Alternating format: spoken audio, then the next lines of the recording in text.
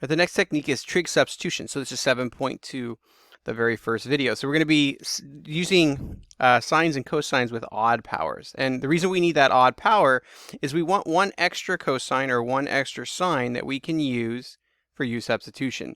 So the basic steps are this. We're going to take and save one cosine if cosine's odd, or save one sine if sine is odd, and then use u substitution after we do our little replacement, our trig substitution, using our basic Pythagorean identity. So it comes from sine squared plus cosine squared equals 1. If we move the sine squared over, there it is for cosine. So let's try one. So we take our integral, and we take and break it up. So we're basically just going to peel away a cosine theta from that cube.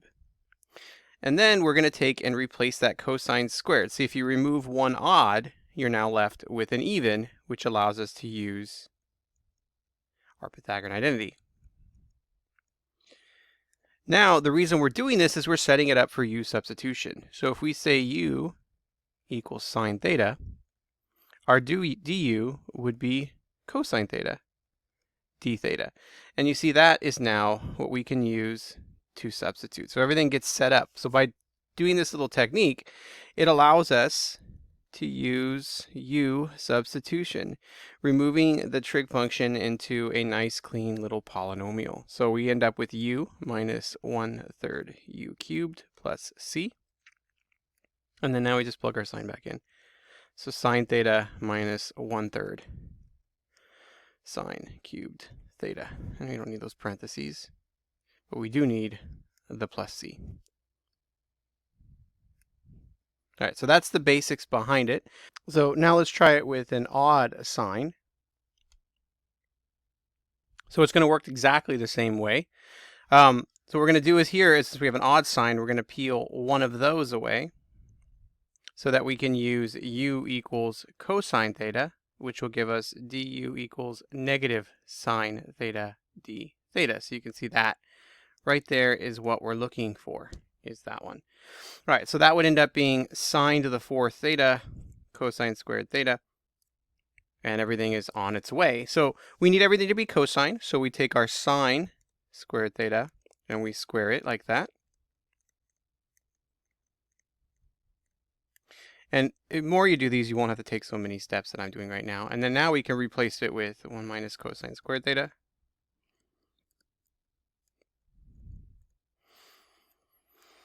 And now it's ready to go. See, there's our du. Our u is in terms of cosine. So now when we plug it in, we get 1 minus u squared u squared du. Now I do need to bring that negative in. So that goes here. Because it's a negative sign, so when we replace it, it's going to end up being a negative du equals sine theta d theta. So we got to put a negative over here. Now, you can sometimes use u substitution again if that had just been a u, but it's not here, so we're going to have to multiply this out. So we get 1 minus 2u squared plus u to the 4th, and then we got one more u squared to distribute. So u squared minus 2u to the 4th plus u to the 6th du, and I'm just leaving the negative on the outside. We'll make everything negative at the end. So this is 1/3 u cubed minus 2/5 u to the 5th plus 1/7 u to the 7th plus c. And you can put a minus c if you want. Remember, it's just a constant. All right, so now we plug everything in. We get minus 1/3 cosine cubed theta plus 2/5 cosine to the 5th theta minus 1/7 cosine to the 7th theta plus c. And there it is. So it's a nice little trick. And again, the whole idea is you pick the odd one because that's the one you can peel one away, leaving it even so that you can replace it back into that cosine. So you're basically taking that odd one and using it for the u substitution. Well, what if they're both odd? Well, you get a choice. And which one is easier to take the derivative of? Exactly, sine. So what we're going to do is we're going to peel away a cosine. So if we take out a cosine, like this, then you think about it, if we do u equals sine theta, we get du equals cosine theta. We don't have to worry about, let me just rewrite that nicely. We don't have to worry about that negative. So if we peel out the cosine, we can then come back over here and go sine cubed theta 1, cosine squared theta. I was going to go quickly there. And then now you're like, oh, well, the sine's odd. Well, the sine's u. So you can immediately just switch him, but I'm going to wait until I get it all completely set up. Remember, the one we're taking the odd out is the one that's going to give us the du and the replacement. So these are the ones we are replacing. So whichever one you split up, that's what you replace. So it's 1 minus sine squared theta du. And it really is just, okay, well, let's just pick one that's odd. Let's move it out. Let's change everything into the other one, right? Do a little u substitution because you know that's going to be cosine, so it tells you what to make everything else. It's just a little bit of a game. It's a puzzle. And there we have it.